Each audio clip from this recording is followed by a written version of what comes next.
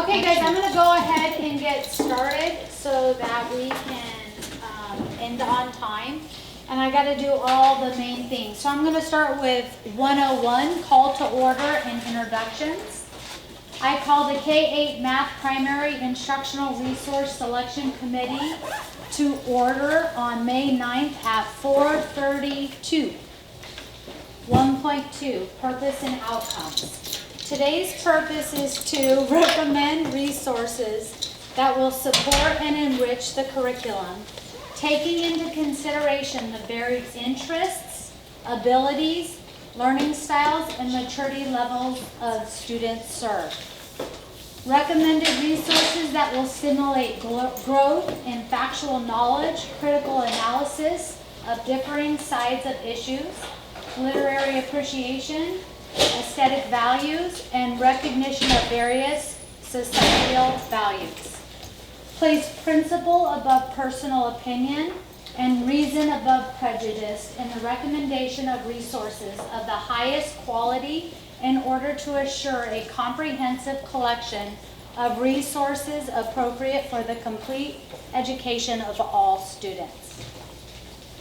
Our outcome today is to come to consensus on selecting a primary instructional resource for kindergarten through 8th grade math to recommend to the superintendent for possible board approval, by the governing board. 1.3, discussion of feedback from 60-day public review and teacher pilot of Open Up Illustrative Mathematics and Great Minds Eureka Math 2 primary resources. The 60-day public review had no feedback generated. But lucky for us, you guys provided lots of insightful feedback. So we are going to look at the data. Does everyone have a data sheet? I know a couple of people came in and I missed you. Can you raise your hand?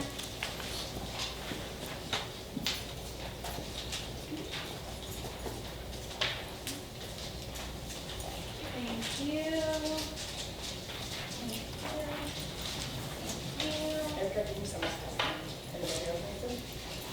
Everyone else has a data sheet? All right, so when you look at the data, the top data table is Eureka Math Squared. Right underneath Eureka Math Squared, you're going to see the total cost for the first year of purchase of the program. Underneath the total cost for the first year, you're going to see the annual renewal cost for the program. It's different than you're going to see in Illustrative because Illustrative is an open resource, meaning we have access to all the digital bells and whistles within Illustrative. Within Eureka Math Squared, we do not because of copyright infringement. So in 3rd through 8th grade, where we were only going to order 3 workbooks because you do things mostly digitally, we have to order a workbook for every student to have digital access. So that if you print anything from the digital resource, we're within copyright. So I just wanted to explain why you're seeing that big difference. Okay, then you're going to see the questions that you answered on your survey from left to right, starting with alignment, then moving into organization, then content, and then assessment. Underneath that, you're going to see how many votes adequate, extensive, and inadequate got for each of the criteria that you measured. And of course, everyone, just so you know, extensive is high, then adequate, then inadequate. Just so you know, it's out of order. Down below, you'll see that converted to a percentage. Then if you slide all the way over to the right of the data, where you see Eureka Math Squared, and you see 2s, 3s, 4s, and 5s, that's how many people rated that resource a 2, a 3, a 4, or a 5, and the average is 3.5. Any question for how it's laid out for Eureka Math Squared? Okay, so then down below you're going to see illustrative. You're going to see the total cost for illustrative for the first year. And then you're going to see the annual renewal cost below that. And the difference is it's an open source. You don't have to pay for the digital access, and we don't have to order 3rd through 8th grade a book for every student. So that's why you're seeing a really big difference there. The questions are aligned so that you can compare responses. So the questions are in the same column. You're going to again see the number of teachers that put it as adequate, extensive, and inadequate. And then it's converted to a percentile below. And then if you scroll all the way over to the right again, you're going to see how teachers rated the math program and then their average. Does anyone notice anything about the two averages? Yeah, we're going to have a fun night tonight. We got 50-50 going on. So what I want you guys to do, is I want you to take a moment and individually just really dig into the data and see how the different programs scored. And then if you have a question or a comment, some feedback that you want to share about your implementation that would help the majority of us with understanding the program so we can make the most informed decision possible, we will share our feedback out in about 5 minutes. So everyone, I just want you to really dig into that data and think about your experience and really think about the district in its entirety, K-8.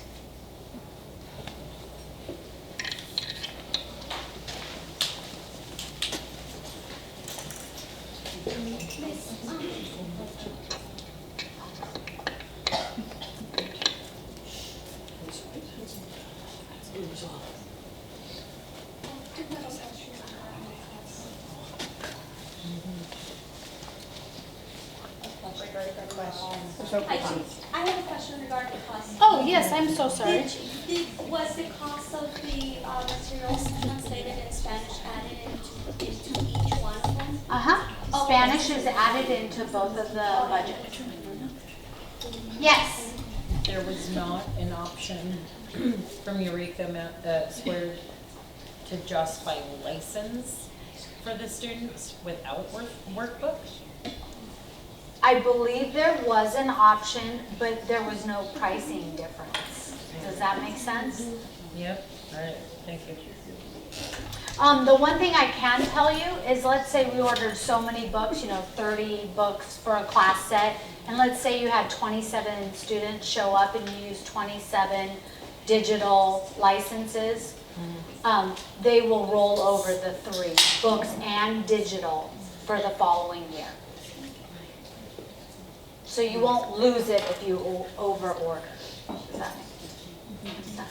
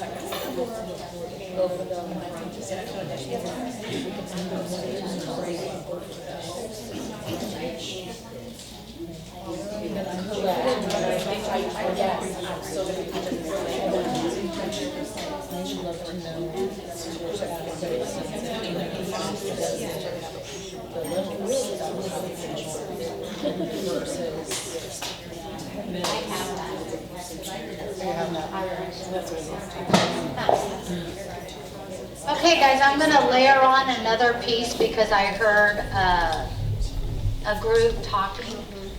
Let me see if I can make that. Can you guys see the screen now?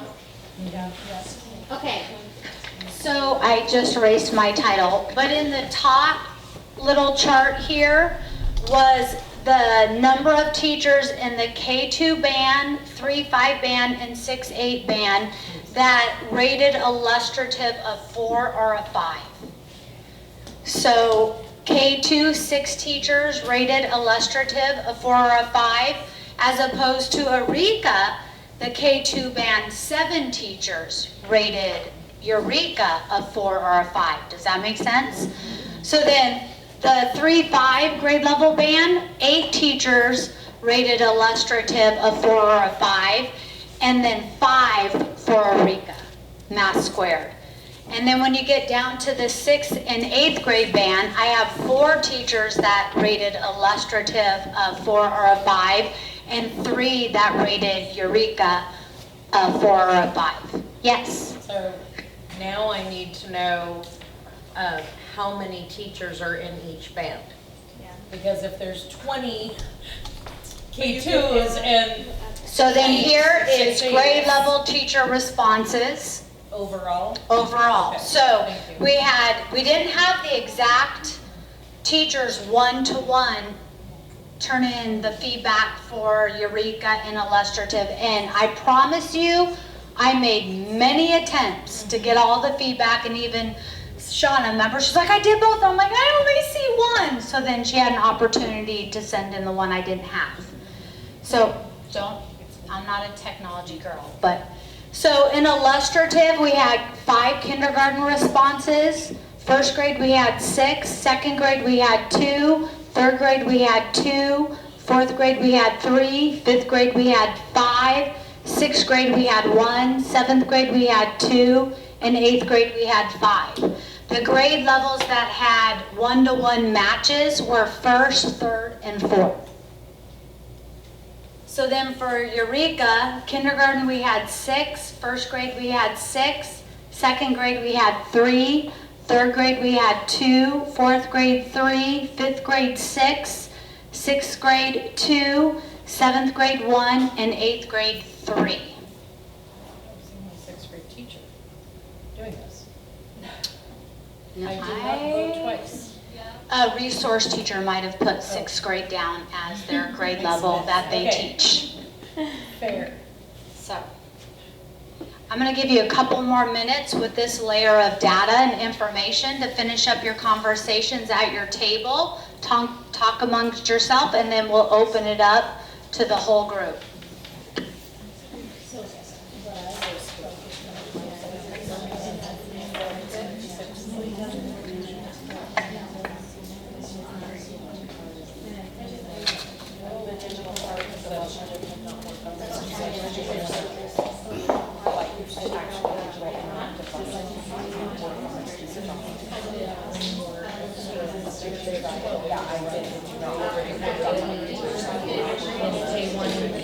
So if you look up at their data, the illustrative got 6, and they got 7.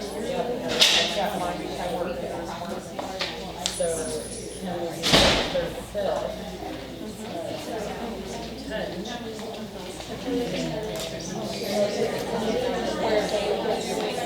So, again, illustrative having teachers in illustrative with less overall growth. Yes. Right? So 16.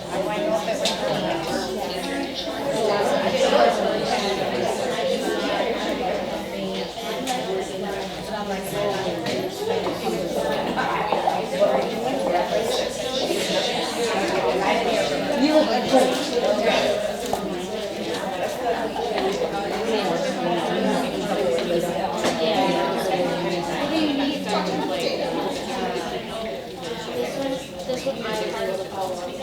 Well, I just like, you know, when I look at these two, the number of people who actually submitted their survey versus Eureka, you've actually gained one person in Eureka, and you've gained one person in the Eureka score on top. But that top is just the people who voted a 4 or 5. Right, out of the total though, is 12 for Eureka voted, 7 of the 12. Where over on the other side, it was 6 of the 10. Those are only 4. Some get voted. Right, or 2 or no, I thought you were telling me the down below is the total number of responses. That is, but all, Right. not 4v5. No, of all responses. So K2. So I have 13, wait, 6, 5, and 6. So 13 Right, gave me a survey. right. Only 6 gave illustrative. And I have 15 Eurekas. Yes. Right, okay. So I And just want to only make sure I 7 get that right. gave me a 4v5. All right, so what is our math? Where's my what is my standard deviation in chronology? So like, if you look at 8th grade, there's 3 people who gave a survey 4, Eureka. All 3 people voted it a 4 or 5. Right.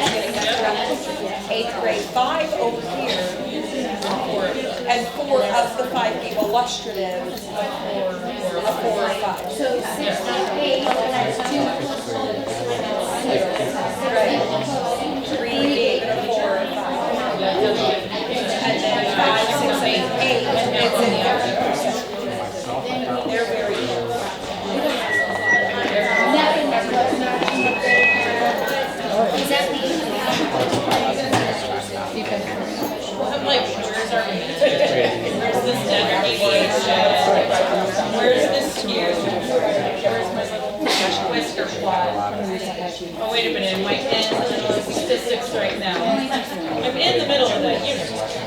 But then I really like Okay, show me fist to 2, 1 minute, 2 minutes, 0 minutes. You're ready to discuss as a Liberty community. I see 1 minute, 1 minute. Okay, 1 minute.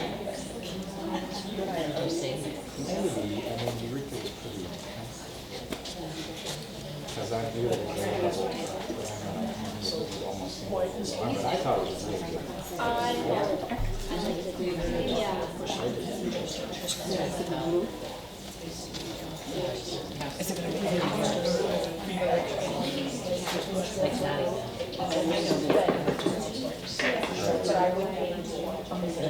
Oh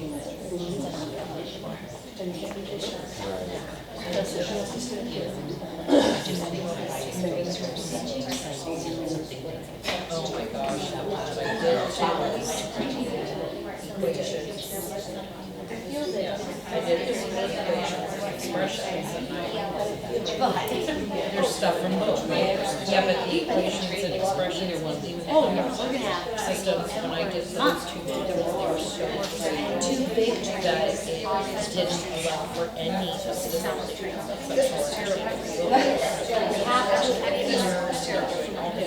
It's during the Property and building citrus. That's before let's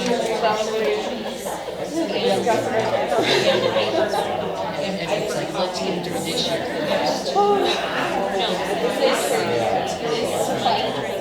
This is for the kids to get little workbooks.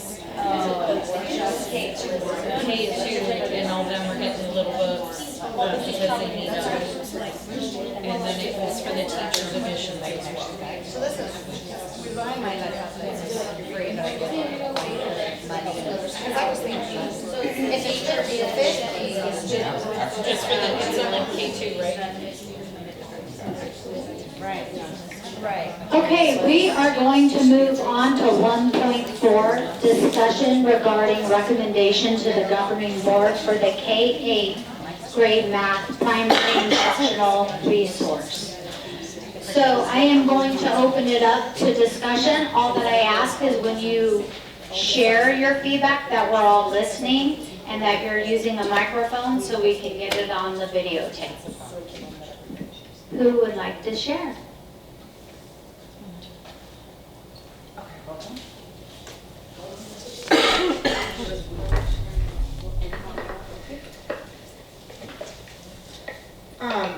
Okay, so when comparing the two, I felt like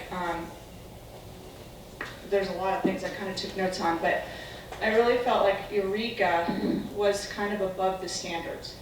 There's a lot of things in our lane in 4th grade that were in there. I know you could modify and adjust that on your own, but it seems to me it just shouldn't be there regardless. There's no center work, like there's no like centers for that piece that we were working on, the activities where, at least in my unit, for illustrative, there are centers for every lesson or every other lesson. So there's a lot of that option. Eureka, a lot of naked numbers. And it started with naked numbers too. It goes to the word problem, not the word problem first. I didn't notice any assessing and advancing questions in Eureka Squared. I did see them in illustrative. And the closure seems to be higher, like a higher level closure than the actual problems they were solving on the problem set or in the actual activities, which can kind of skew data as well. And again, just the start, the starting point of naked to the word is completely opposite of what we do for LEDC. So that's my 2 cents.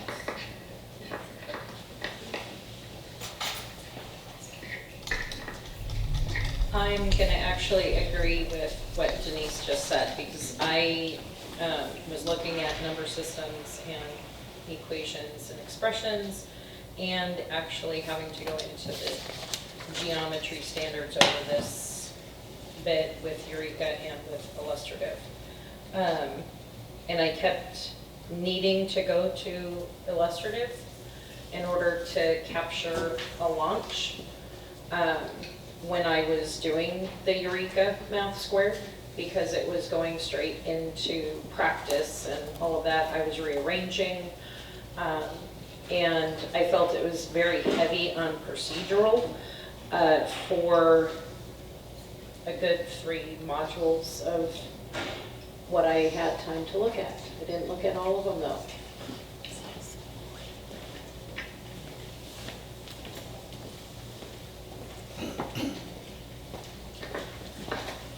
With the Eureka Squared in 2nd grade, I noticed the same thing. It was a lot of naked numbers to start with.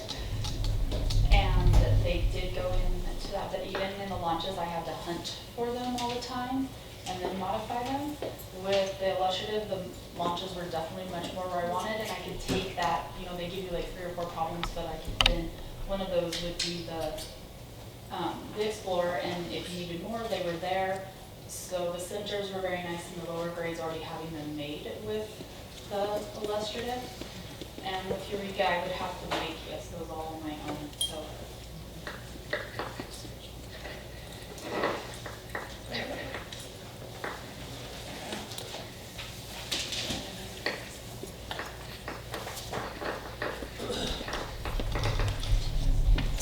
So as a first year teacher and learning LADC, I felt like Open Up was much better to follow along since it already had a launch that I didn't have to make on my own, or for it to go along with the concepts being taught, because with Eureka, I still felt like I had to do everything on my own.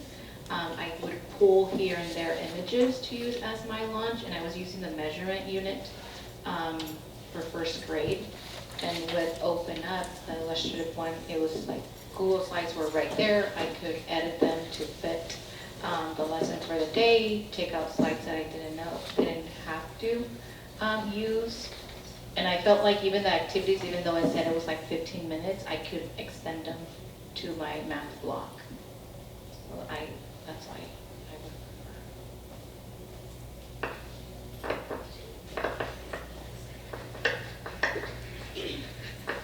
So from the Spanish side, when I use Eureka, there were a lot of mistakes in the answers, to the point where I got really frustrated and had to contact them and tell them, okay, there's lots of mistakes. I can't trust this program if I have to check every answer. And the translation was terrible. So much I couldn't even use it. I had to make my lessons daily, and that did not go well.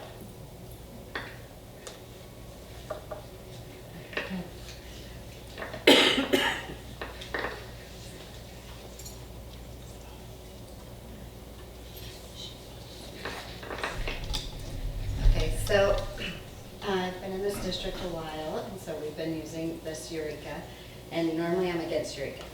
But when I was piloting both of these programs and the differentiation for my students, when I was doing the illustrative for the geometry portion, there was nothing there. There was like one small portion from it, so we were still having to try to pull extra. Even with the illustrative, we were still making slides to add to it. When we pulled the Eureka, we noticed there's a lot more rigor and deeper. It wasn't just surface. Now they had great like hands-on things with the illustrative, a lot of cutting out stuff we had to do. But again, as teachers, as we know, we're always changing. There's never going to be a great program. Like, to be honest with you, both of them, I had issues with both. So, but when I looked at, the districts really pushed rigor, like rigor, rigor, rigor. And that's kind of the foundation that I've had here at this district. And then I pulled up illustrative, and there's not rigor there. So, and I do the gifted for the challenge kids. And so it was really difficult. The kids and differentiate that from my kids. So I was still, again, having to pull. So we got to keep in mind what's best for our kids.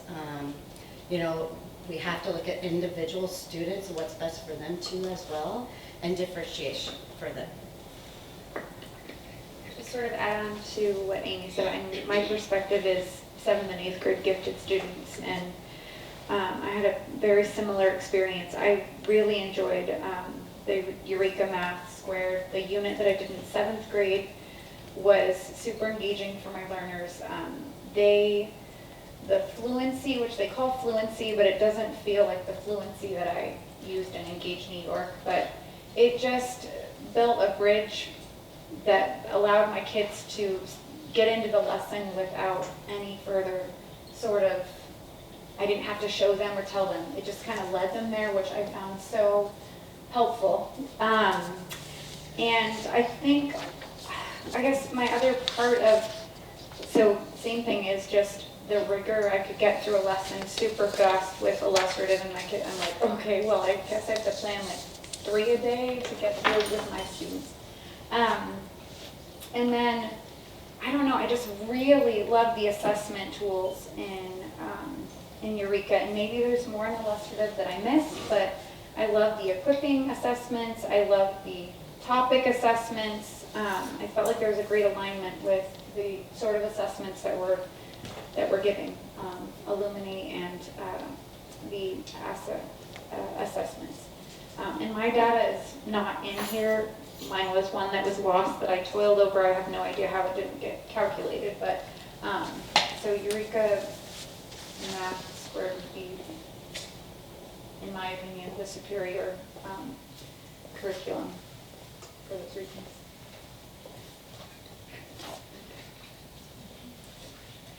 I just wanted to add, I feel the same way about Illustrative and Eureka Squared as these two women felt. Like, I did not feel that Illustrative went deep enough into our standard. And I teach 8th grade, but all students, not just gifted. I have all the 8th graders.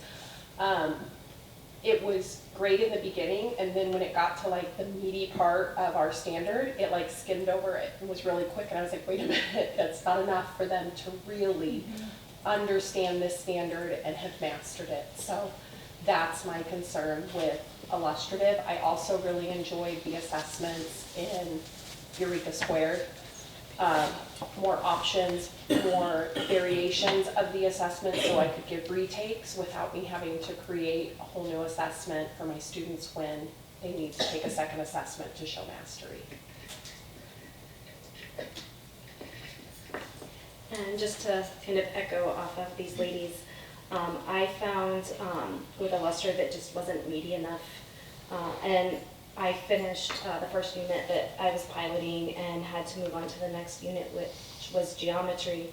And I found that the flow and the organization just was not there. I will say with Illustrative, I took information from both of these curriculums and kind of created my own.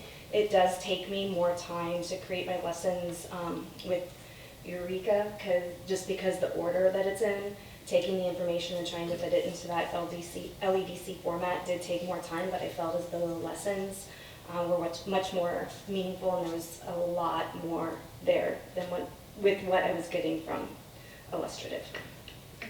Sorry, one other thing I wanted to add. I think we need to be careful. I think sometimes, like, I understand, it's Illustrative is set up in the right framework, but I found oftentimes just because it said launch, it wasn't necessarily an amazing launch, and the Explore didn't necessarily hit everything that I needed it to. So I think even though it's in that framework, I think we have to be careful it's actually quality.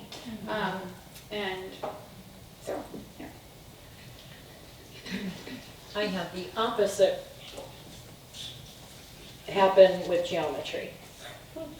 Different grade levels. It is different grade levels, and I think we have to keep that in mind. Yeah. 6th grade. But, my lesson was to take triangles or squares and then cut them in half. And how many different ways can you cut a square in half? And helping the kids make that connection of a triangle's area is half of the square. And then when we had the parallelograms, like, we were cutting and building and forming, and they were experimenting with it and exploring it first. And then we were able to dig in and then talk about the formula, the procedural side of it and what was going on, because they had already experienced it. So it followed the experience before explanation. And my fear is sometimes, I thought Eureka Squared was super shiny and awesome, but I had to rewrite every single one to fit within what, the years that this district has spent money training all of us, with Melissa hosting coming out. And if I look at just the two, the one that fits what we have been going through as teachers and teacher leaders for our training. The illustrative is in alignment with that building conceptual first, and then moving in the circle around towards fluency and procedural and then application. And it has the whole thing in the end, because then it has that, at the end of the topic, you have that challenge in illustrative, like you have that challenge problem that encompasses everything. So I guess I was looking at it through the lens of, you're gonna have a brand new 6th grade teacher next year. And if they just do the Eureka, they're gonna be following a format that is not matching LADC. I know Melissa will come back, but when will she be coming back to retrain everyone in that format over and over and over? Can I just say, I had a student teacher this year, so she got to experiment with both. And so I asked her as a new teacher, same thing, what would you like with our format of LADC, but when you look at it, what's best for our kids? And she said, to be honest with you, my first year, the illustrative is just right there and I don't have to do anything to it. But as we know as teachers, that we do more, we're never gonna just do what's there. We're always gonna add something. And she said, based on our classroom this year and based on student needs, she liked that Eureka taught her how to do stuff. They had videos, you looked at the content, it kind of walked her through it. It is a lot of reading for a new teacher. She said it's a little overwhelming. But she said, to be honest with you, if I got the illustrative, I'd just follow what it did at first for my first year and then try to add to it. So, there's kind of two sides to it, again, but what's best for our kids is what we need to think of. I have a question. My question to the ladies who Sorry, we owned it. Eureka. Sorry. Yes. Did you have to build an entire lesson based on Eureka? Like you had to make a whole slide for every lesson, because if you follow Eureka, that's For direct both. I had to do it for instruction. both. For both, I had to do it for Hold on, both. guys, let's talk in the microphone so we get all your comments. Yeah, I'm wondering because I noticed that Eureka is direct instruction. There is no explore. It's like you ask, it's very guidance, and you kind of like give them the answer by asking the questions. There is no explore. So you have to build it. Yeah, we had to build it, Or because they- it took a little bit more time to. It did take a little bit more time to create the lesson using Eureka than it did with the illustrative, but I feel as though once I created that lesson, and it definitely wasn't in that LEDC format, you had to go through and kind of reorganize it, but once you did that, I feel as though it was a better lesson. I feel as though there was a lot more meter content there than just going through the illustrative. Even with illustrative, I still had to go in and make changes. I took pieces. It seems to me that you guys have experience and you can build any lesson, even if it's from illustrative. But what about a first year teacher? You think she could do that? That's what I just said about my student teacher. My student teacher was on her own at the end, so I didn't do anything. And she said she kept going back to the Eureka, trying to go through the content to teach her on some idea strategies. It was a lot more overwhelming, but she had more to offer than just the illustrative lessons they provided in there. So she said, really, as a new teacher, yeah, they're going to say the first illustrative because the slides are there, But as a good teacher, we always add. We always need to change and make it better, because as we know, both programs have things that are lacking. So we're going to do that regardless. And so like she said, between the two, she said it was nice having Eureka so it could teach her and their videos and that she could walk through it, and there's more to pull from there. So in the end, she chose Eureka too.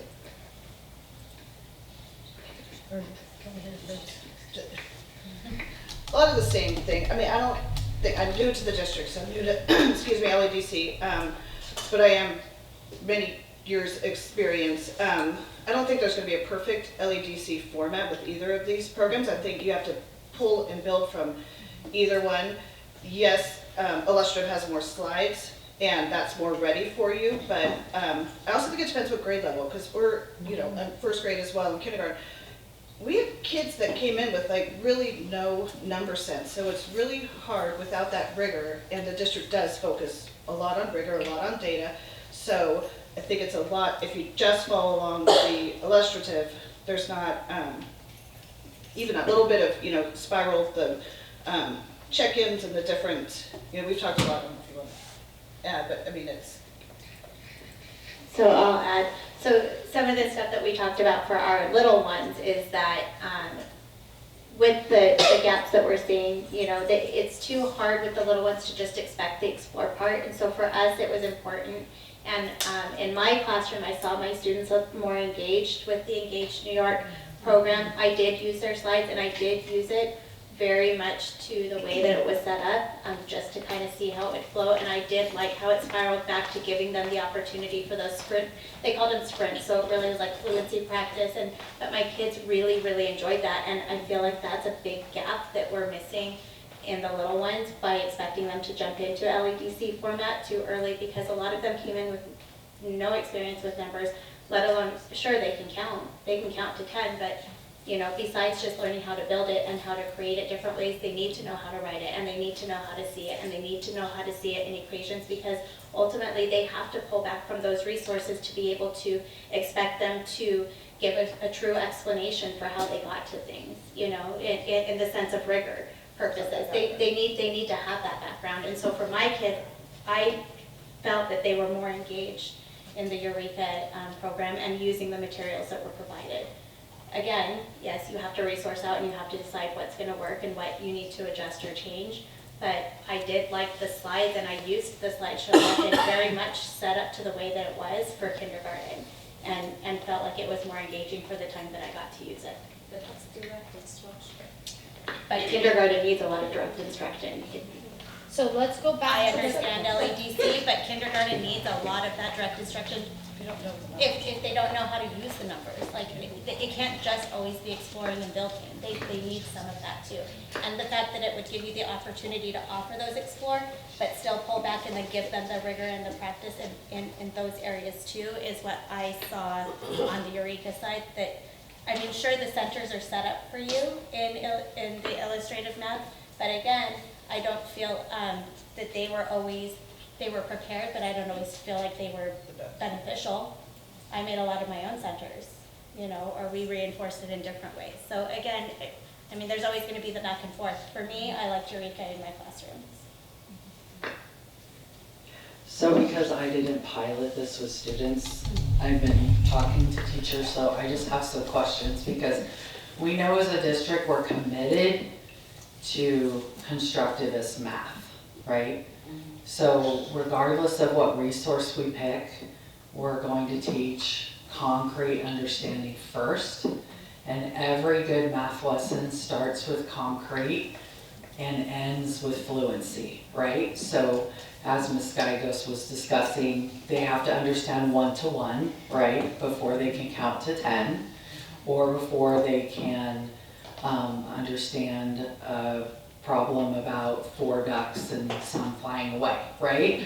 So yes, so I think that what I'm wondering, and I'm hoping somebody can answer this for me, is if we know the long-term commitment and what research says is best for kids, is that we are gonna still grow, right? We're all still learning best practices in math. Doesn't matter if you've been in the district for 10 years or 1. We're all in this constructivist math boat together. So in order to give our students, from the kids who need intervention to our gifted learners, which are in every classroom in our district, regardless of our abilities, which resource is gonna best support us in that journey, right? In that journey of, is it gonna meet your needs as the teacher, but also meet every kid's need from intervention to gifted? So I think if we could argue pieces and parts, but I think it's hard. I just want to know, how can we globally look at this and say, yes, a new teacher yes, a veteran teacher, yes, a teacher who's taught 5 years, but we're all still growing in this constructivist math. So nobody in this room really is an expert, right? None of us. So we all kind of have to think about what questions do we need to be asking ourselves about what we need, but what also globally do we need to meet our students in a constructivist way, right? We can't just say, well, I can tell you I took on Eureka and I needed all those concept development pages because I was taught procedurally. I didn't know what it meant to draw models and do hands-on math, so I needed that as a teacher, but it didn't mean I still didn't skip over the builds for my students for 6 years because nobody taught me why that was important. So I just hope today that everybody will just kind of take a step back and say, okay, I teach 3rd grade, but what do kindergartners need? I teach kindergarten, but what does 8th grade need? And just kind of take it all in instead of just, what am I used to? What am I comfortable with? But what is everybody? And keeping in mind that we are committed to constructivist math. Not LEDC, that's just a format, but constructivist math. So that's my input. Also, you might want to take a moment to reread the criteria that we felt was important with the alignment, the assessment, the differentiation, right? All that criteria goes into supporting us in making our decision.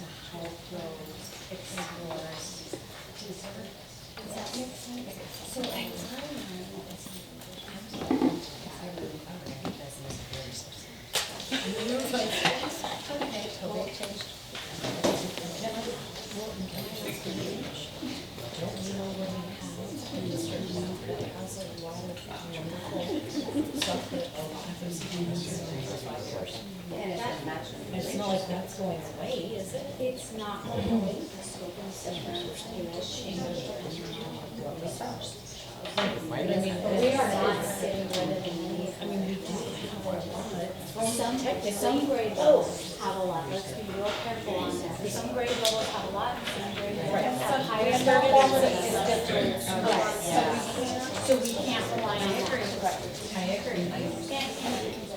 Another thing you should think about is the diverse population of teachers we are getting now that are teaching mathematics and what's going to say. How about openings for the district hours teachers? But that's why I was saying, my student teacher said she was shooting this for the format, that this provides a lot more rigor, like our district's been on, and differentiation. So why are you can we not let it go? We already I feel like I've been talking a lot. There is no way I can push it to that. You want to talk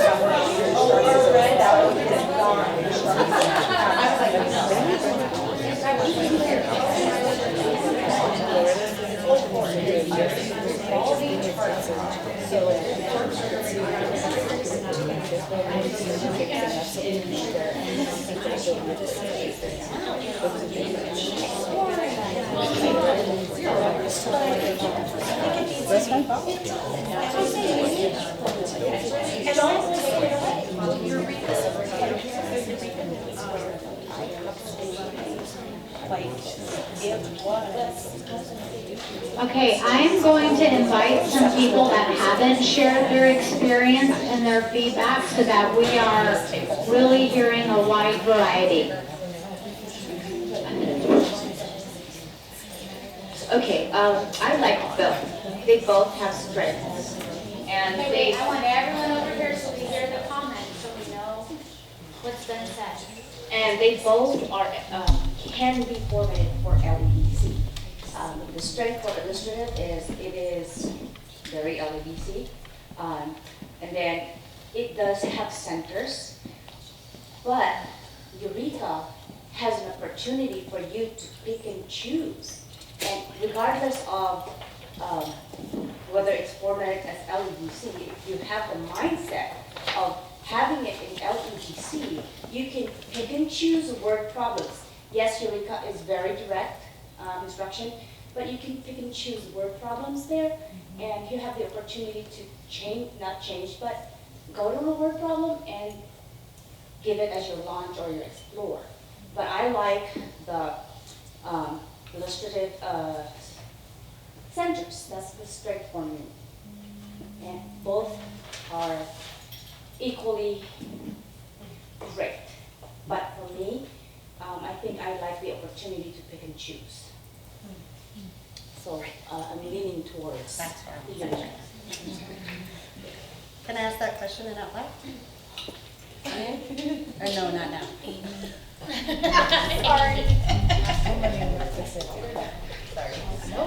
Okay, so my question was, why are we picking between the two?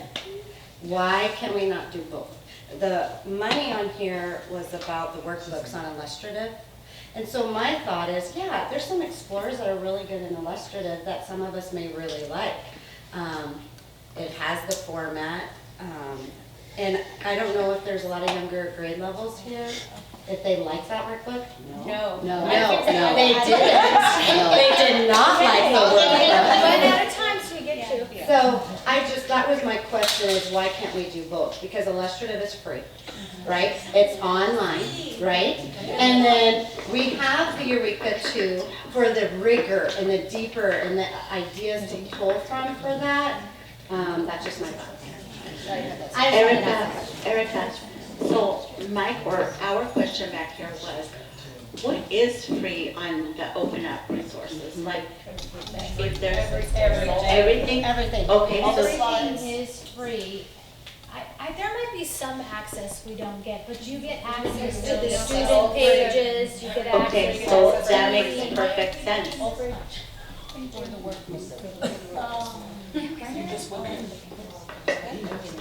think that's a smart idea because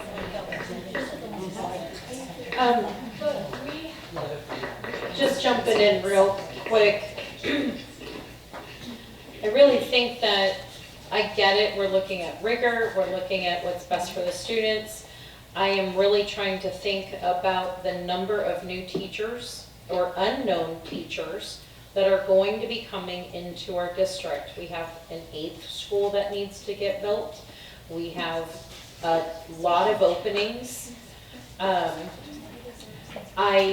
I get it for teachers who've been here for a long time, and those of us that have gone through years of training and on top of what the district has provided, some of us continue to go to the weekend trainings.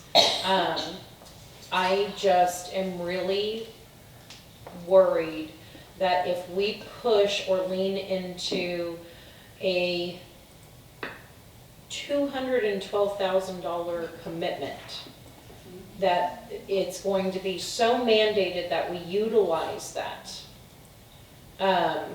that allowing us to have that autonomy of bringing in what we know we need to bring in may very well by a board or whomever, superintendent or whatever, would take away that ability.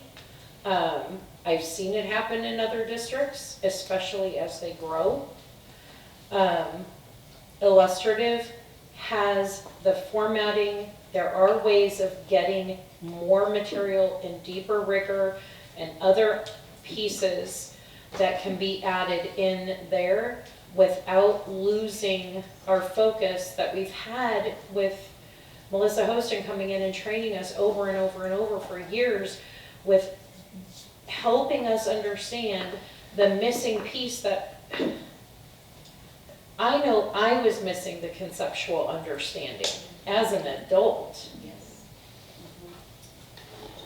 And it wasn't until I've gone through everything that I've gone through that all of a sudden some connections that I never finished having made in mathematics were finally made. And now that I have the full picture, I have a whole different scope than what I had before. I really think I get it that people want all the extra bells and whistles, and I loved some of the pieces that were in E squared as well. And I love some of the pieces in illustrative. I'm just thinking about the future of the district, not just me here today. And the reality is, I know that my voice isn't, this is my time for my voice to be heard.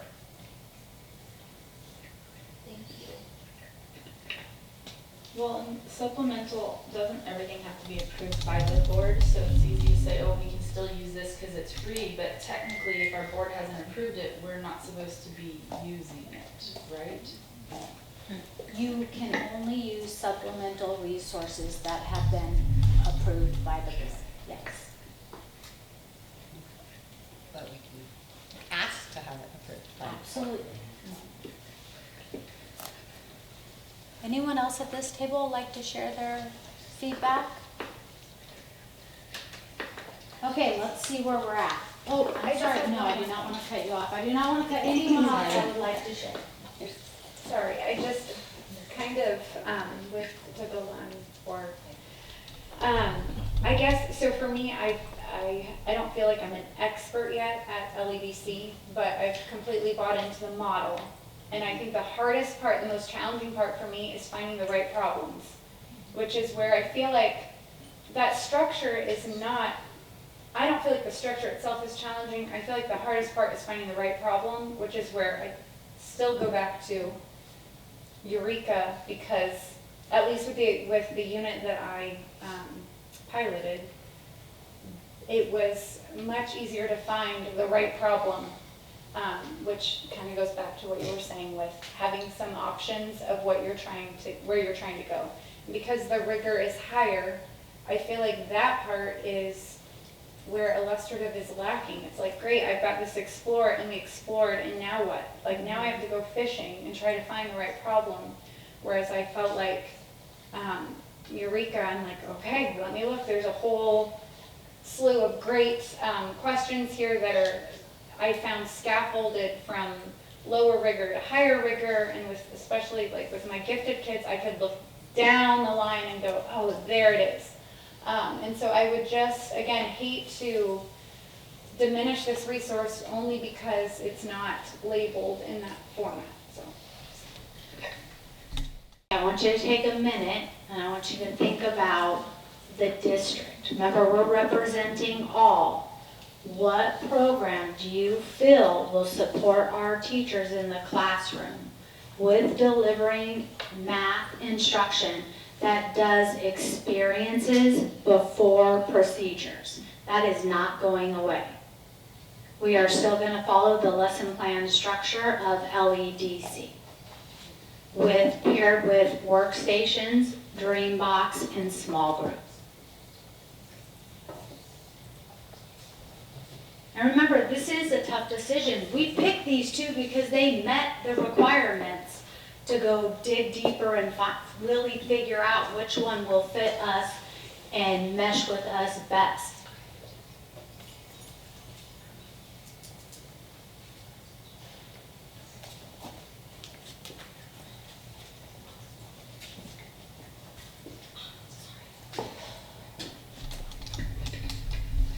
So I'm new to the district, and I'm new to LEDC. And in my opinion, I never have been trained on LEDC because I was not here in the summer when that week-long training occurred. But what I do think of, because we are a K-8 system, and I don't feel that there's a curriculum that's good for both lower level and upper level.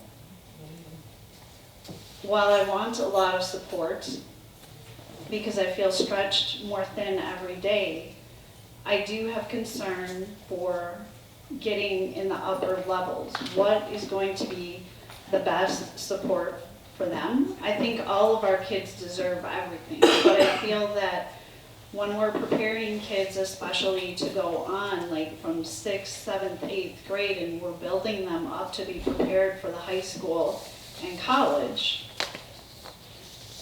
what do our older teacher of those older level kids, because I'm new, I'm sorry, I know very few people and what grades they teach.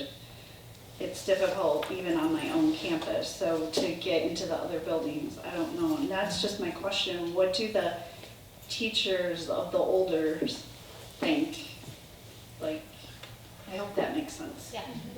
So I can show you that data point again. It's you guys, it's still pretty 50-50 to be honest with you, even in the upper grades on which program they prefer. I thought you did the math, right? Yeah. And I think for 6-8 and 6-8, because of the numbers, it's still equated to 50-50. You guys, it is neck and neck. There are strong things about both programs. That's why we're here debating and really fleshing out what's going to meet the needs of our students and our teachers and continually move us forward in our direction.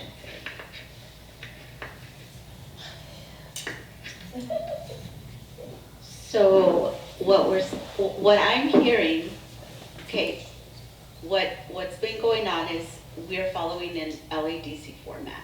And the biggest thing is the conceptual piece. Am I hearing that there has not been a curriculum created or a book made with problems specifically aligned to each grade level, aligned to the standards? We don't have that yet. And I know LADC is fairly new, but it's not that new. I thought it was a lot newer than what it is. And we still, I'm just boggled that we're even having this dilemma, because I think, okay, there should be something out there already ready, or at the very least, if money were a problem, let's say, let's go with Open Up.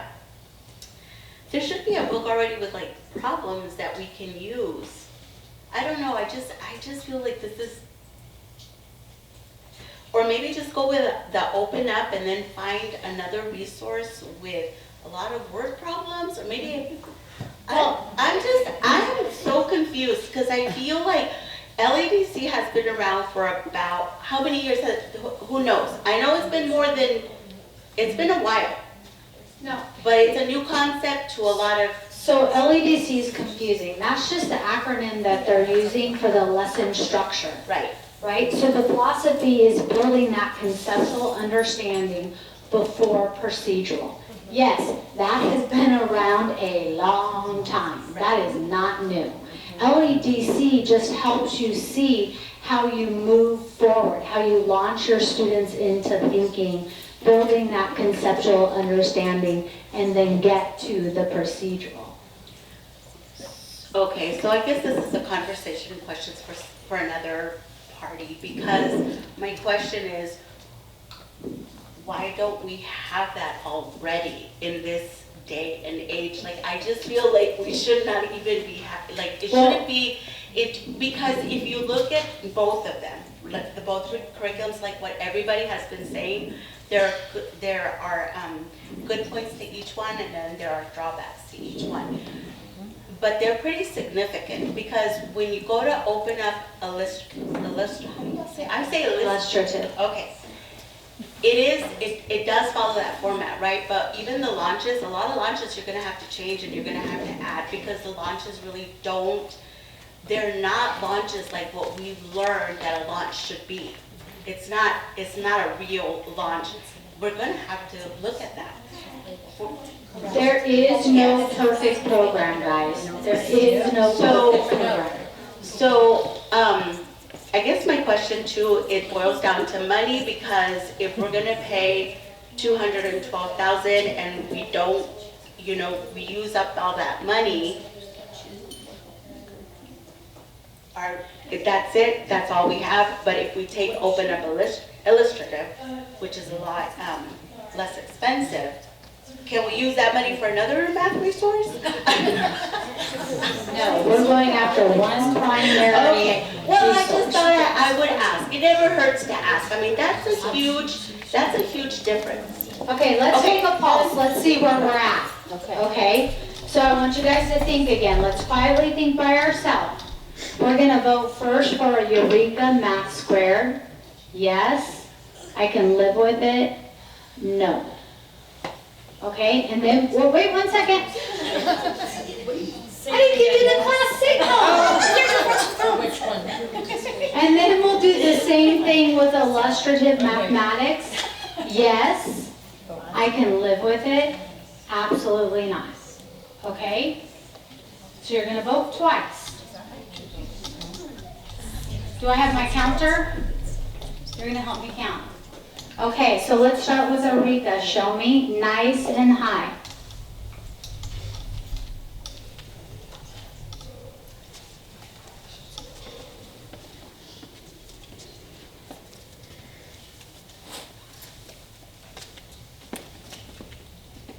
I got 5 down.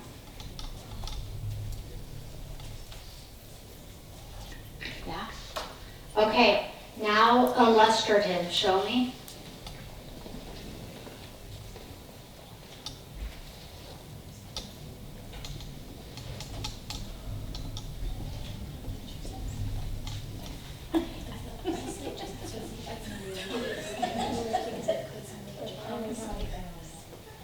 Okay, so I have 1 down for illustrative, is that correct? Yeah?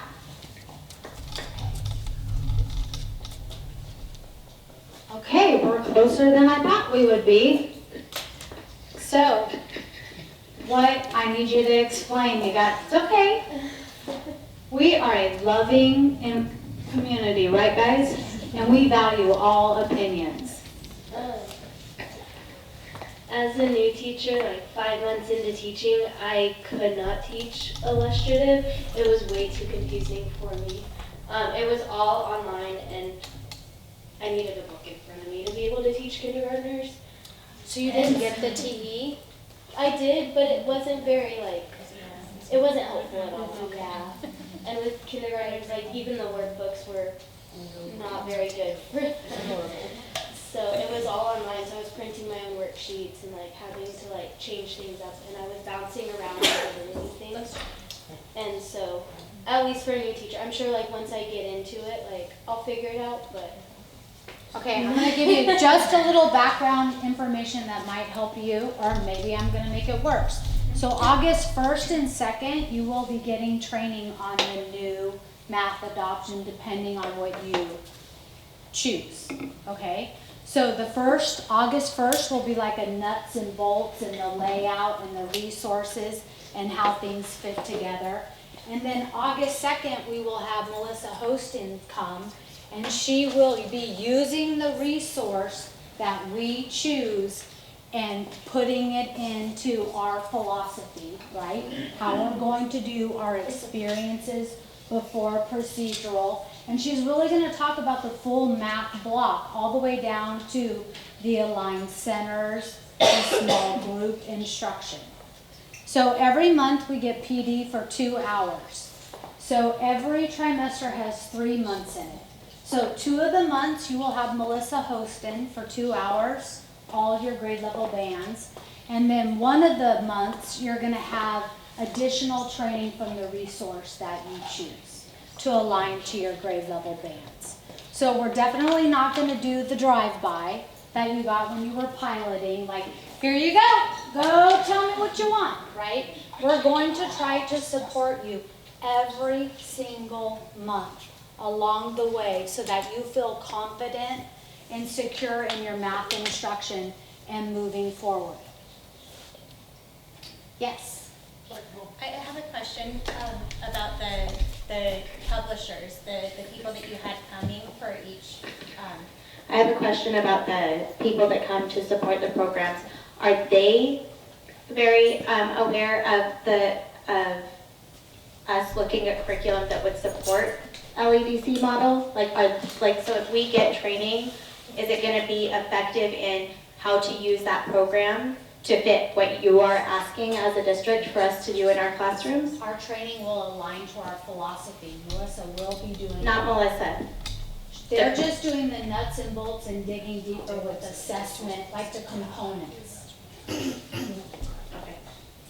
But when you were reaching out to them, did you We have discuss with them that is, philosophy. okay. Yes, very much so. Even before when we started the pilot. Yes. So what I hear you say is that either way, whichever one we pick, Melissa's gonna train us on how to do it the LEDC way. She's gonna teach you how to construct knowledge from start to finish. She's gonna teach you about the questioning, yes. She's gonna work on our content knowledge so that we know where we're at and what our next step is. Yes. Can I add something? Please, she is not going to do the work for you. So if it does not fit into our framework of LEDC, you will be doing that work. So I just want to be very clear about that. But she's going to teach us how to do that, how to get there. She has taught a large group of you already Yes. how to get there. Yes. Well, okay.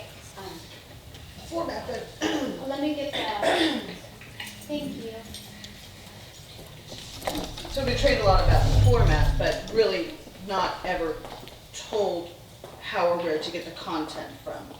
So we have content from our curriculum map, and we know where we're supposed to be, and we know we can pull from places, but we've kind of found that with the illustrative, there wasn't a lot of content there, and I'm speaking from lower grades. So if we don't end up getting Eureka in the training, we're essentially still in our own boat, finding our own content and our own questioning and our own word problems to come from. We have to pull it either from old Eureka or out of the air or. She is going to use the resource that we select.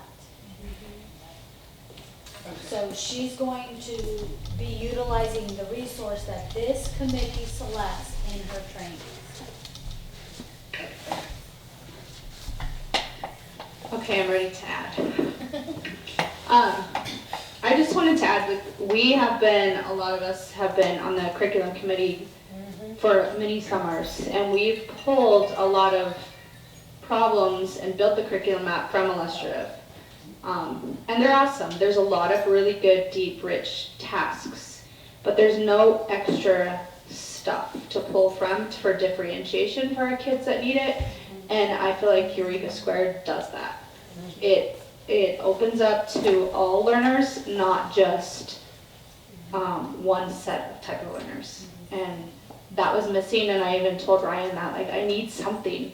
I created these curriculum maps, so I helped him, and there's something missing. And until I piloted the Eureka 2, like, it was there, and I had a lot of growth from that. So that's my 2 cents. Okay, let's do a pulse. Are you guys ready? Same thing. You all have to vote nice and high. Can we just do that question one more time? What question? Or can we use both? Just before we vote. You're killing me. Just to make clear. Okay, so my question again is saying, if we vote for Eureka 2, we can still ask the board in support of the illustrative as an extra resource for those explore activities that are deeper, that some of us have found that are really great. You know, some of us have found some things that we like from it. So we can still be able to pull from that, correct, if we ask the school board if we can use that as a resource. If we go through the supplemental committee process and the board approves. Okay, because it just again, because, you know, like we've been in this district about the rigor, and so I just wanted to clarify that, because when we were asking about this money, you said it was the workbooks for the younger grades, and when we talked to some of the younger grades, they shared their information that they didn't like the workbooks as much, just a few here. I don't know how many is here, but just some of them have shared that. So I just wanted to clarify before we vote. I can clarify. So hypothetically, if you were to choose Eureka Squared and we were to ask for illustrative to be supplemental. That is an option. However, it is still very costly. I just want you to look at financially what we would be committing to. So here's things that your committee isn't going to be working with, but we still do not have curriculum for primary grades in science. K-5. We still do not have curriculum for primary grades in social studies, K-5, right? We still do not have curriculum for music, art, or PE.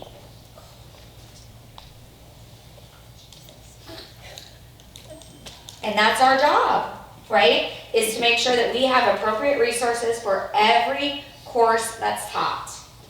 So I just want you to think about that. I'm a little bit confused also with, I understand copyright, and I think Erica probably talked to you about some copyright issues with Eureka Squared.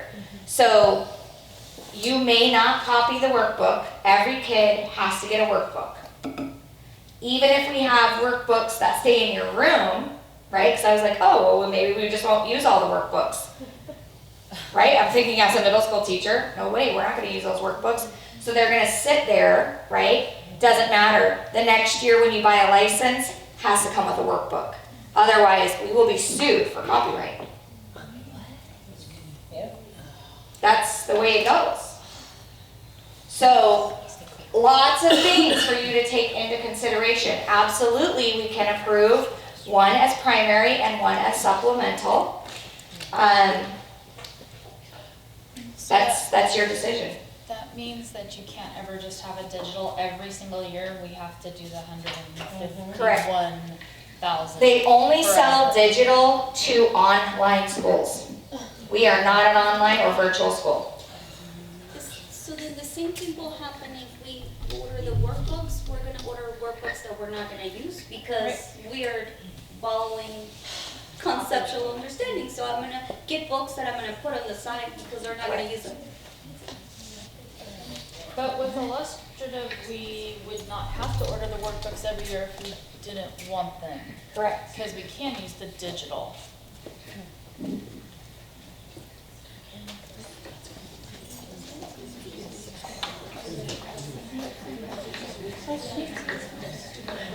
I really, I think Hold on, guys, wait, I want everyone here and everyone's comments.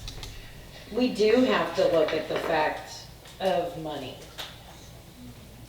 If we were saying that these two great resources that we all wanted to look at, we all know that no one curriculum is perfect.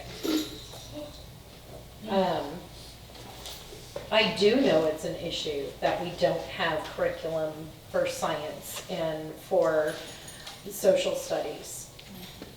That's a big deal, because I know when I have had to teach 6th grade social studies the last few years, not every year, I've taught it 3 out of the 5 years I've been here. And we were making up our own stuff. Thankfully, I had a really great person who knew what she was doing, and I was able to use her knowledge. But this, yes, mathematics is critical. Isn't science. I'm gonna go back to the fact, may I ask you how the translation was for illustrative? Well, I didn't have a translation for illustrative yet, but they said it was gonna be available in the fall. It'll be Okay. available in the fall. It's hot off the press. So Okay. she didn't have that So opportunity. you don't have an opportunity to know if it's a good Well, translation or not? I used a different publisher that had the translation, and it was exact same thing, but it's a different publisher.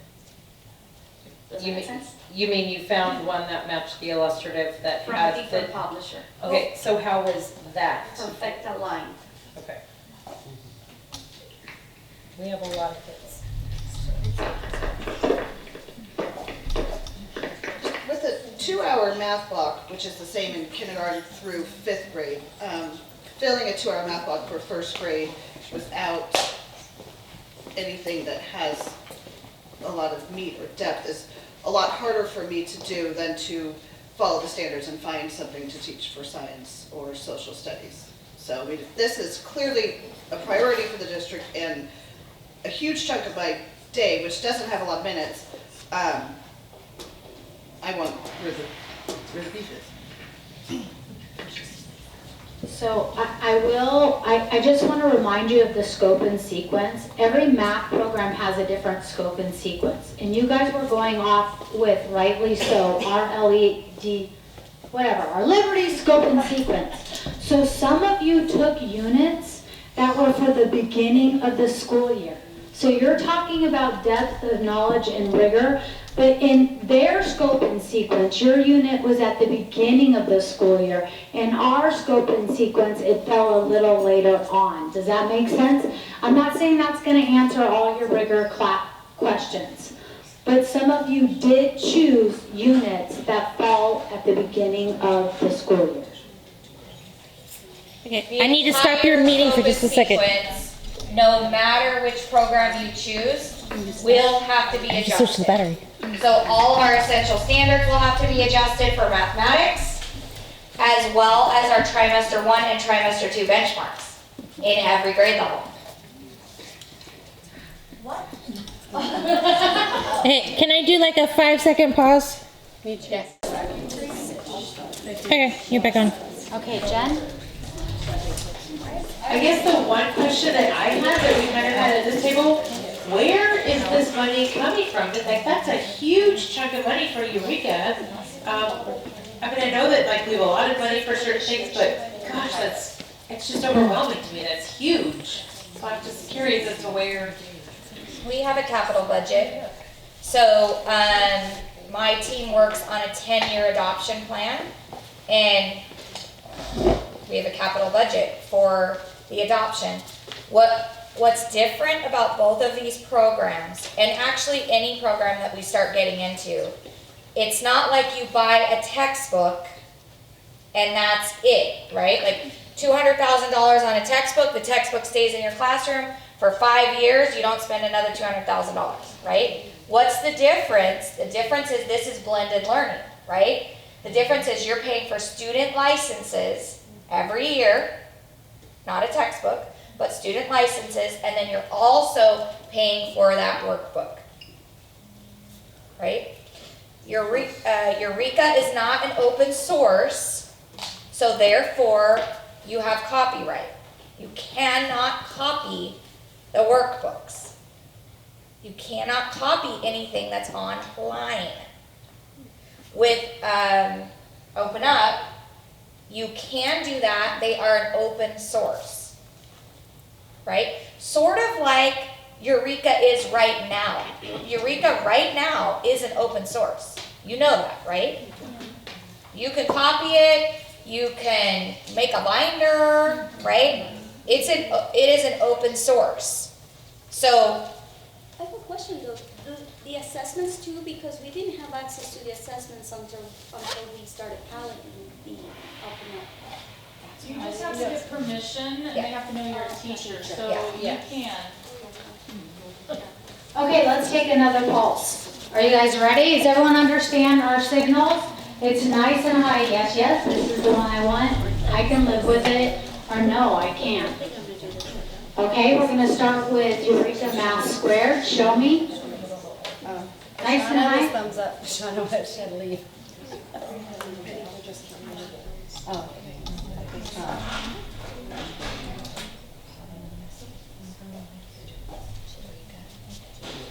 Miss Rena, hurry up. For Eureka. Eureka. Okay, so I got 4 no's. Or I can't live with. Sorry, I shouldn't have said no. Okay, illustrative. Show me nice and high.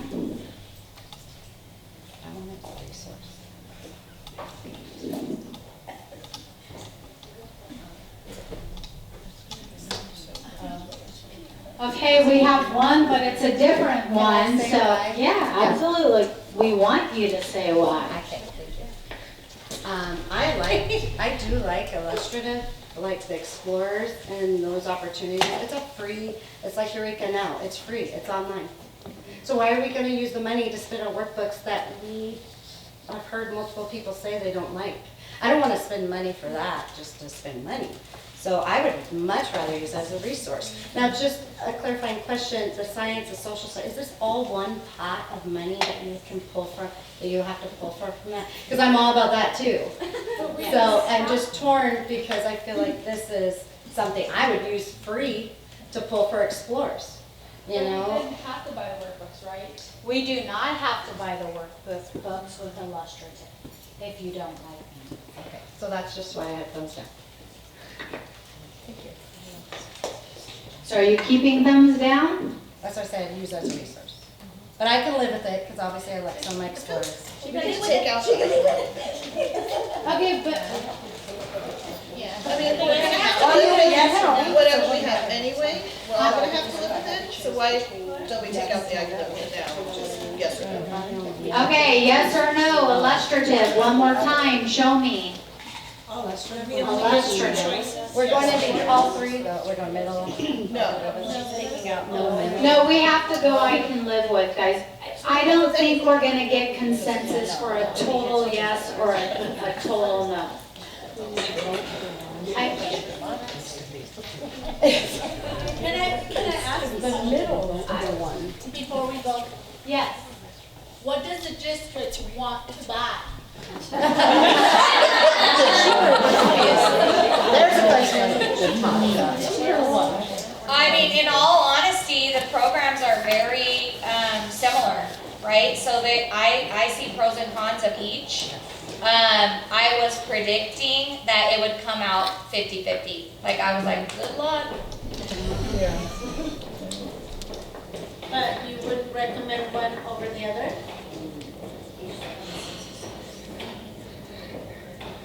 I don't know that I can do that. Is that fair? Just keep in mind, no rigor. Like, that's what our district was pushing, is rigor. And illustrative doesn't have it, so now where do we find it? Would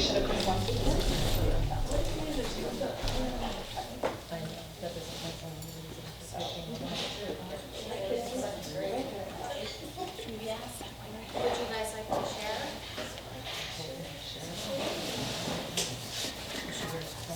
So I'm going to take my teacher hat off for a moment and speak as a parent. I have a first grader that is in the Buckeye District, and they switched to illustrative math this year. I asked his teacher questions about how she liked using it. I asked her questions about how she thought the kids did. Now, I don't know what program they had before that. And her main thing was that she felt the kids had such a deeper understanding of the mathematics than they ever did before. And she's been teaching there a long time. I can tell you that my son comes home, and without me doing anything extra, a lot of the concepts that he does, he seems to have a clearer understanding than my fourth graders. So I guess I don't understand that it doesn't have rigor, because I don't see that as a parent with him. And I didn't see that with my students this year either. So just a little other side of it from a parent viewpoint as well.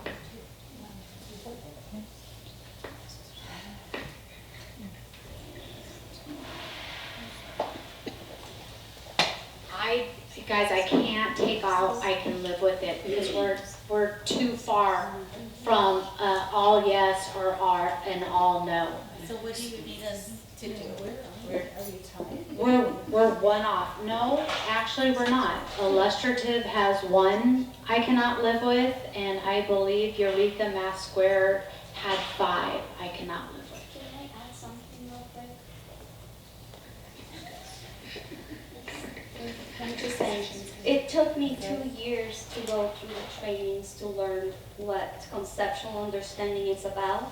I'm wondering for the new teachers, if they're going to be ready to go when next year starts. How well are they going to be trained on conceptual understanding? And so we're going to have teachers who are going to go back to the traditional of click, click, click, follow, answer, because that's what's available, instead of putting an actual lesson together. Because it took me 2 years to know exactly what parts were important to make it a strong lesson.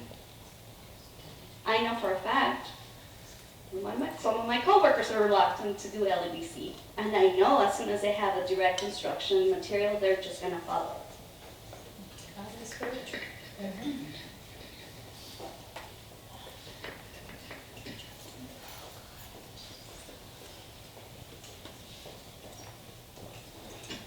Okay, one more time. We'll start with Eureka Math Squared. Show me. Yes, I can live with it. No. Eureka Math Squared.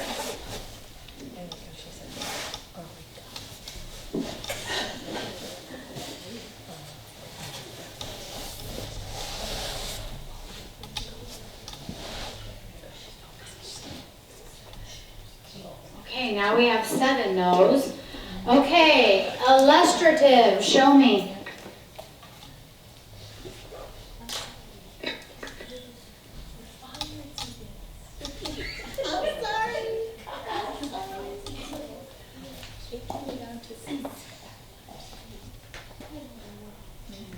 You have to stick with your vote. I think I see 2 no's.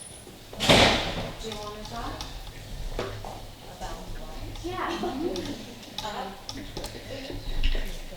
Well, I can live with either one, but since it's coming, but what it's coming down to is we have to decide which one do we feel will be more beneficial to our students and to the vision ahead, and that is going to be Eureka.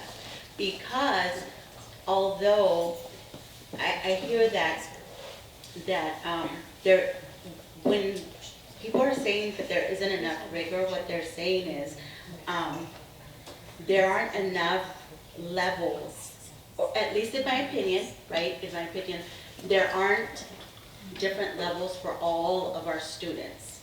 Where in Open Up, Eureka does have that, where Open Up Illustrative, I can't say it. So that, I feel, for me as a new teacher, is a lot easier to follow. It was user-friendly. But then when I started looking into the standards and the rigor, which, you know, how smart do we want our students to be? How well do we want them to be able to problem solve and have those critical thinking skills? I feel that Eureka was more aligned than Open Up Illustrative. And I'm sorry because I know a lot of people are really for that, but I think for me personally, it would be Eureka. I hope I don't live to regret that. Okay.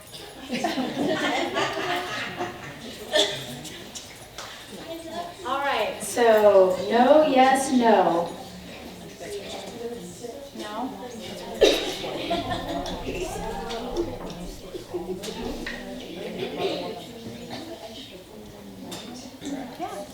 And guys, that's rightly so. That's your personal experience to brand new baby, stepped into a kindergarten class mid-year. That's not a walk in the park. You are going, new teachers struggle. Experienced teachers struggle. That's.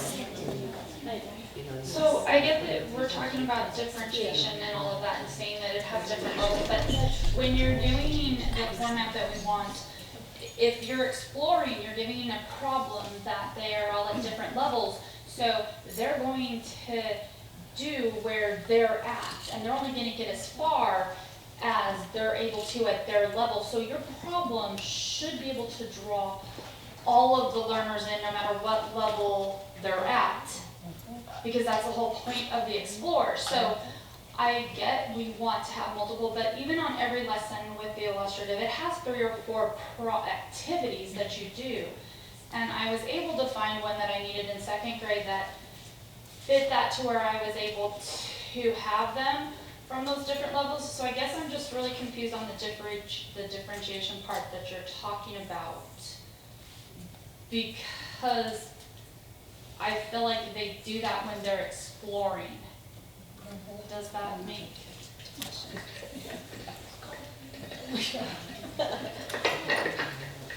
Yeah, I think in the explore piece, and you know, there's the big R word that keeps coming up, but isn't that what assessing and advancing questions are for? And then you're gonna know just based on their builds, when you're looking at what they're doing. I found that out this year big time with my kids, and it seems to me, you know, you pre-plan those questions, they're actually there for you, but the big piece of rigor to me is, well, how are you advancing them with your questions? How are you assessing what they already know? So that's kind of like, to piggyback off what Shonda was saying, that's the differentiation. It's all within the explore. I'm not positive, but I also thought a differentiation within the explore is you're not done yet. That is. That's the big extension. You need to find problems to do that. So I have third grade, but I have gifted, sorry. I don't like it much. Okay, so the different levels abilities. I get that you mix them for your explore. What I'm finding for my gifted students is that they're getting frustrated. It's difficult because they already know the answer. They can mental math it, explain it, build it right there. So in my mind, we're kind of holding back those ones that already know. Does that make sense? So you got to come up with a plan for your kids that are to that next level. And Illuminate, I love Illuminate because it has depth of knowledge questions. I'm not going to ask the group of the kid that really struggles in math the same type of question I would ask my challenge gifted, because they would be lost. So it's more of that depth of knowledge piece level for your kids, where Eureka 2 had more resources. I know we all Google, like trying to find what else to do. It's a lot of searching. And with Eureka, I didn't have to search as much on those levels, because I do a lot of the you're not done yet, but I want it for my challenge, that depth of knowledge, the higher level, I'm trying to find and pull. So, I mean, it's just me for third grade, and that's kind of what we mean by the rigor, is more, they do the exploring too, but when you're asking those questions as a whole group and they're mixed like that, it's a little different. Does that make sense? That's kind of how I feel anyways. Can you do the numberless word problems where you put in your own numbers and you don't have them, or you have an A, B, C option where maybe your higher kids are doing those higher level and you're changing those? Right, and oh my God, I do, but I have to come up with all those next problems, expanding and differentiation for my gifted. And I have, even within my gifted, I have a lot of different levels. So it's just trying to meet, just remember, we're all trying to do what's best for the kids, maybe not the money, and I know the money ties me too, because we need science, social studies. But we gotta think what's best for our kids. And when illustrative for me was very basic surface stuff, I was constantly having to try to figure out problems. And again, with my student teacher, she felt that way too, and she's brand new, and she was kind of in between that as well. Okay. I'm wondering if we go to majority. Yeah, I think Loretta has a form for you. Okay, so it's going to be sent out. Does everyone have access to a computer or a phone?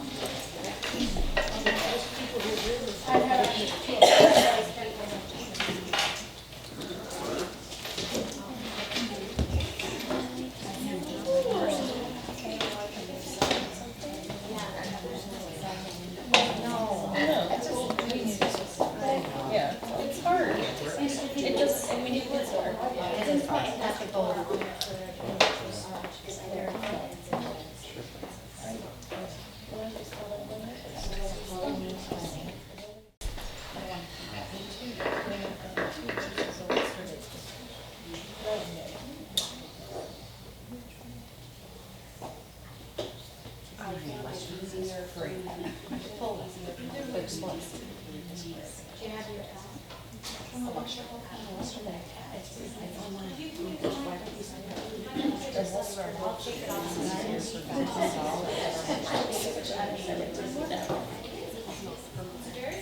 Because we already picked 2 programs that were amazing. Pick the best. The best is the best that we have. That's Did we we know what the cost of Eureka 2 was when we started this? Yeah. We did? There was an estimate that was out there. Oh. Yeah, it's right here. No. Yeah, they gave us cost points in the beginning. Okay. I think they're more fine tuned now, but If you did the calculations, you would have. Hey, everyone has to vote in the room. It's got no space, man. She's gonna log off. She's gonna log off. And then How are you pushing it to us, you know? Yes. If you didn't get it, let me know, 'cause I think I captured everybody in the room. There it goes.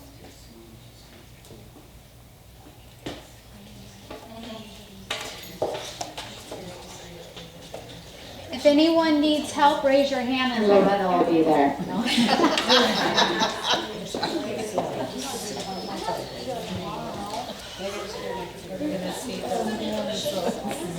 To shut it down. What's it do forever?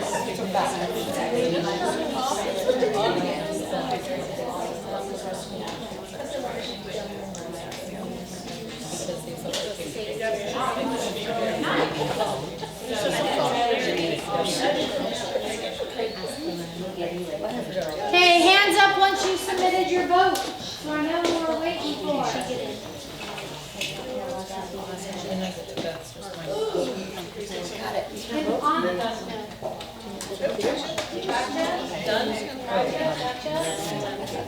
I'm waiting.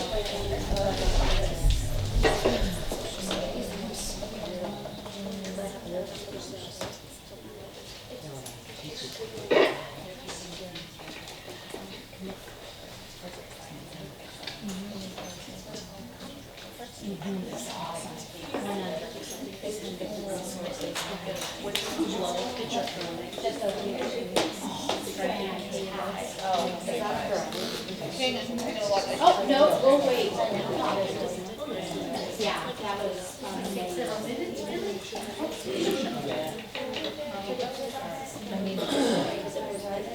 Is this our last? Well, we had to go back because of open meeting law, we had to redo the whole process again.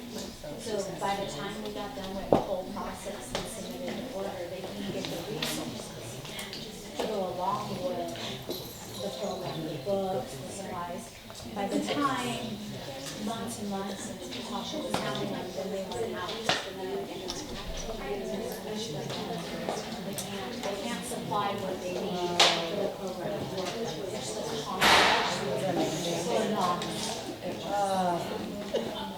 Yes.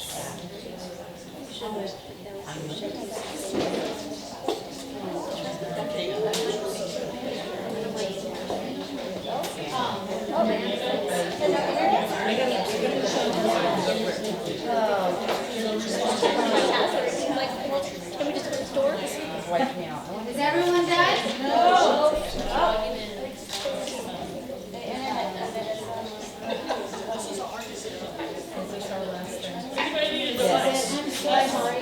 I'm sorry, it's just kind of like, I tried to log in, and then it went to no internet. it's just hard.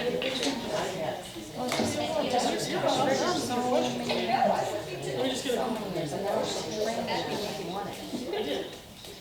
I mean, Oh, the responses? No. It's up to them. My internet's fine.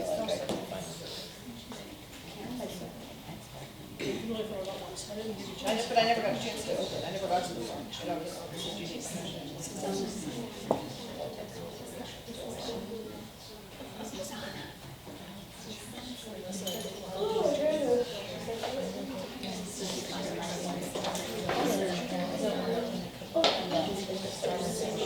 Is everyone done?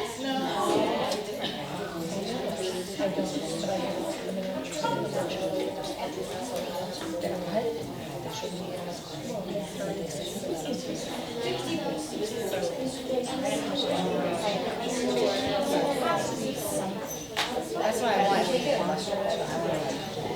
to.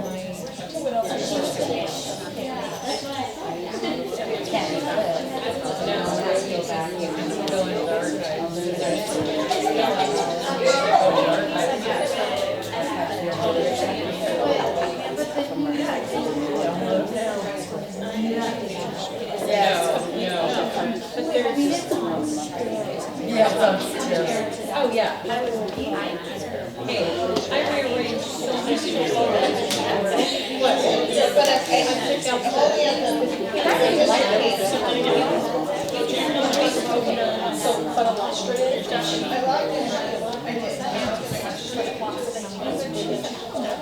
Tips.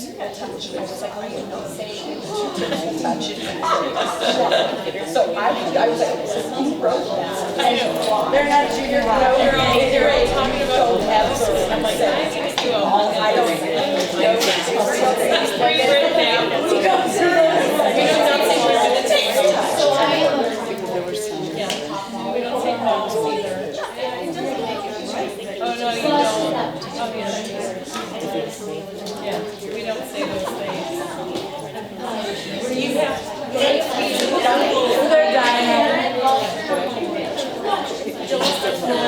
Cylinder and show them the net the wrong way.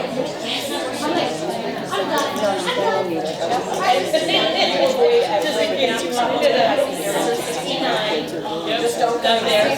So there. You don't ever ask students to volunteer because they will for sure give you 69 or 420. That's the other one. That was not section. No, like I'm doing this, you can't hold the cylinder. And if you do, you have to do it the right way. We're all, wait a minute, just ignore the cylinder, they don't exist.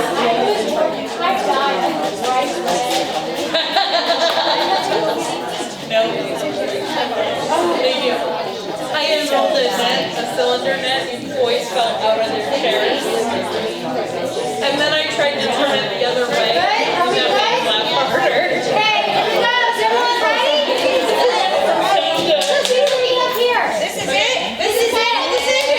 Majority rules.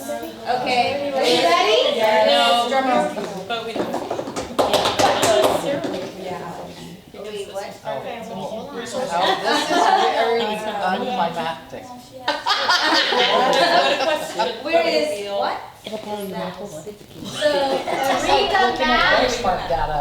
Okay. 46.9%. No, it's actually plus 28. Yes. Okay. Live with it. Who's doing my math? The math teacher. Calculation. Is it the same? Did someone do my math? Just look at the yellow. Look at the yellow. The yellow's smaller than this one, so that's the reason. Illustrative, not that hard. Okay, we are going with illustrative. Yes?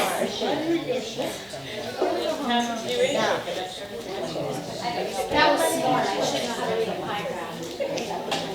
Okay, so I am saying the committee, I will bring our recommendation of illustrative mathematics as the primary instructional resource for kinder through 8th grade mathematics to the governing board for possible approval for instructional use. I really need your support. The board loves hearing from committee members about the process and the selection. So, the last thing I need to do, and I will get out the board date because I don't know when our next board meeting is.